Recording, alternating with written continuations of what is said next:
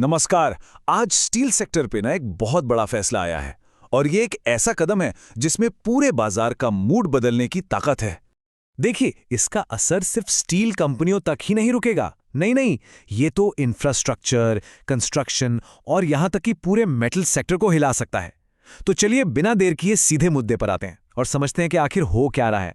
तो हुआ क्या है, मतलब वो कौन सी बड़ी खबर है जिसने इतनी हलचल मचा दी है? सरकार ने आखिर ऐसा क्या कह दिया? तो खबर ये है कि सरकार ने कुछ चुनिंदा स्टील प्रोडक्ट्स पर अगले 3 साल के लिए एक सेफगार्ड ड्यूटी लगा दी है। अब ये सेफगार्ड ड्यूटी है क्या? समझिए कि ये एक तरह का प्रोटेक्शन है, एक सुरक्षा कवच जिसका सीधा सीधा मकसद है बाहर से आने वाले सस्ते माल को रोकना। लेकिन ये जो शब्द है सेफगार्ड ड्यूटी, इसका असल मतलब क्या है? मतलब ये काम कैसे करती है? और सबसे बड़ा सवाल, सरकार को इसे लगाने की जरूरत ही क्यों पड़ी? चलिए अब इस प्रोटेक्शन वॉल को, मतलब इस सुरक्षा की दीवार को थोड़ा और गहराई से समझते हैं। ये नई सेफगार्ड ड्यूटी है क्या और इसके पीछे सरकार की सोच क्या चल रही है? तो देखिए, बात कुछ ऐसी है कि ये जो सेफगार्ड ड्यूटी है ना, ये कोई परमानेंट टैक्स नहीं है, ये टेम्पररी है। हो क्या रहा था कि पिछले कुछ वक्त से चीन और कुछ दूसरे एशियाई देशों से ना बहुत ही सस्ता स्टील इंडिया में आ रहा था। अब इससे हमारी जो अपनी कंपनियां हैं उन पर जबरदस्त प्रेशर आ रहा था कि वो भी अपने दाम कम करें। बस इसी दबाव से बचाने के लिए सरकार ने ये ड्यूटी लगाई है। इसको ना एक बहुत ही सिंपल उदाहरण से समझते हैं। मान लीजिए बाजार में बाहर से आया हुआ कोई माल बहुत सस्ता बिक रहा है और अपनी जो लोकल दुकान है उसका माल थोड़ा महंगा है। तो क्या होगा? जाहिर है लोकल दुकान का बिजनेस ठप हो जाएगा, है ना? बस ये ड्यूटी बिल्कुल वही काम कर रही है। ये विदेशी स्टील को थोड़ा महंगा कर देती है ताकि हमारी भारतीय कंपनियां भी फेयर कंपटीशन कर सकें।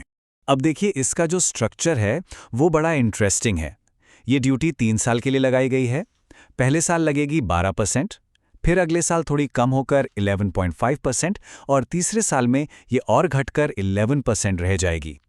तो मतलब ये एक तरह की घटती हुई प्रोटेक्शन है। तो सवाल ये है कि इससे हमारी अपनी कंपनियों को सीधा सीधा फायदा क्या होगा? देखिए, जब बाहर से आने वाले सस्ते माल का प्रेशर कम होगा तो उन्हें अपनी कीमतें बढ़ाने का मौका मिलेगा, एक लेवरेज मिलेगा। और एक्सपर्ट्स का तो ये भी मानना है कि अगर डिमांड ठीक ठाक बनी रही तो स्टील की कीमतें 800 से 1000 रुपए प्रति टन तक बढ़ सकती हैं। अच्छा, ये तो हुई पॉलिसी की बात। अब देखते हैं कि जैसे ही ये खबर मार्केट में आई तो बाजार ने इस पर कैसे रिएक्ट किया, मतलब इन्वेस्टर्स और स्टॉक्स का क्या रिएक्शन था। तो जैसे ही ये खबर आई, मार्केट का सारा फोकस कुछ गिने चुने स्टील स्टॉक्स पर आ गया। Tata Steel, JSW Steel, SAIL, Jindal Steel, इन सब में अचानक से इन्वेस्टर्स की दिलचस्पी बढ़ गई।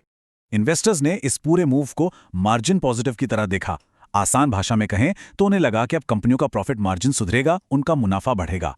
और बस इसी उम्मीद में पूरे मेटल सेक्टर में एक खरीदारी की लहर सी देखने को मिली। लेकिन रुकिए, यहां एक रियलिटी चेक करना बहुत जरूरी है। क्या सिर्फ ड्यूटी लगने का मतलब है कि मुनाफा गारंटीड है? नहीं, बिल्कुल नहीं। कहानी में कुछ ट्विस्ट भी हैं, कुछ रिस्क हैं जिन पर नजर रखनी होगी। तो वो कौन से रिस्क फैक्टर्स हैं? देखिए, एक तो है रॉ मटेरियल का खर्चा, मतलब कोकिंग कोल, एनर्जी, इनकी कीमतें लगातार बढ़ रही हैं। दूसरा, असली डिमांड कहां से आएगी? ऑटो और कंस्ट्रक्शन सेक्टर कैसा परफॉर्म कर रहे हैं?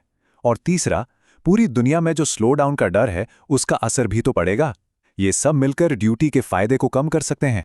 तो अगर हम बड़ी पिक्चर देखें, लॉन्ग टर्म की बात करें, तो सेंटिमेंट तो ठीक है, शॉर्ट टर्म में सब अच्छा लग रहा है। लेकिन असली कहानी तो फंडामेंटल्स पर ही टिकी है। कंपनी का प्रोडक्शन कितना है, मार्केट में असली डिमांड कितनी है, कंपनी अपने खर्चों को कैसे कंट्रोल कर रही है और सरकार इंफ्रास्ट्रक्चर पर कितना खर्च कर रही है। आखिर में तो यही सब मैटर करेगा।